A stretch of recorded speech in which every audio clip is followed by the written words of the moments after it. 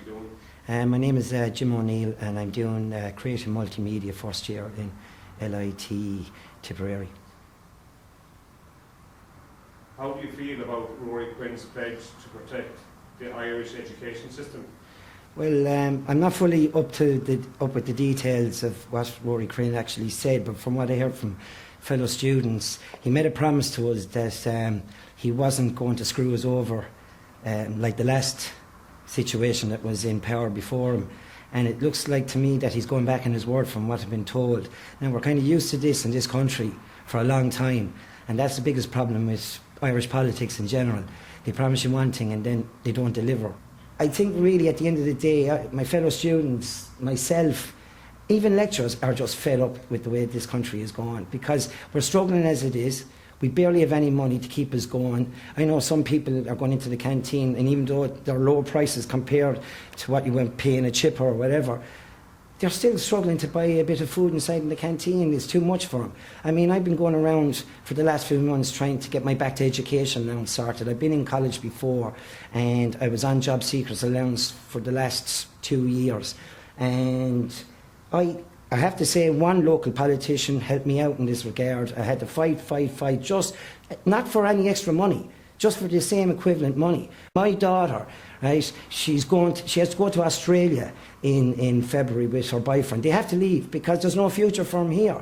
And the only reason I'm not going leaving the country is I haven't got a trade. So I said the only chance I have is to return to education. And Rory Quinn should be ashamed of himself, absolutely ashamed of himself. If he made a promise last year, or whenever it was during the year, and he hasn't delivered, well, then you out him out, kick him. I mean, like, they work for us. We don't work for them. We're paying their wages. I'm really annoyed, not just for myself, I'm annoyed for my family. I'm actually annoyed for my friends in college. And I tell you, we can make all of us here can make this country put it back on its feet.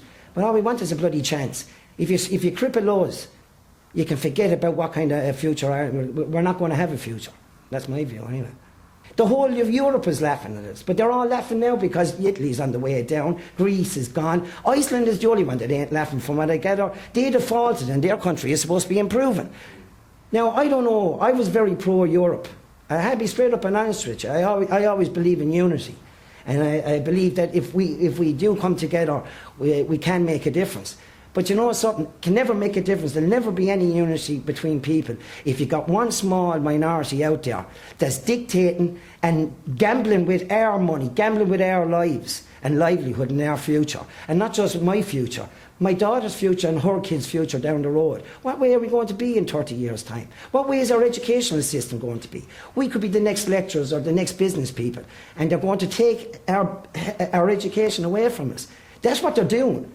That's absolutely what they're doing, and I'm just so sick of it. It doesn't make any sense. And it ain't just the students that's affected. The hospitals, everyone has been affected. Now, we've heard it 1,000 times, but sure, who's doing anything about it? Nobody does that until somebody starts knocking on your door. You know, I mean, like, is that when students... We should have been protesting during the summer. We shouldn't be waiting for every time this thing comes up, just at the last minute before a budget. Where are we when we're not in college? You know, and we're damn well able to communicate now, social network and Facebook. We should be on these guys 24/7 because they're doing it 24/7. They're not just doing it right now this week. They're absolutely doing it every day. So, you know, it's a united Ireland you want.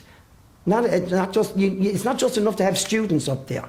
You need the companies and businesses that are going to depend on people that are going to be qualified coming out of this country to rely on us to get their companies and businesses back off the ground. They should be standing side by side with every student. This is more than just about the college. This is about the country. And this is the future generation. We are the ones that are going to have the legacy and the next ones to deal with this issue. So the government better bloody wake up. Or either that, get the hell out of there. Simple as that. Thank you very much. Right.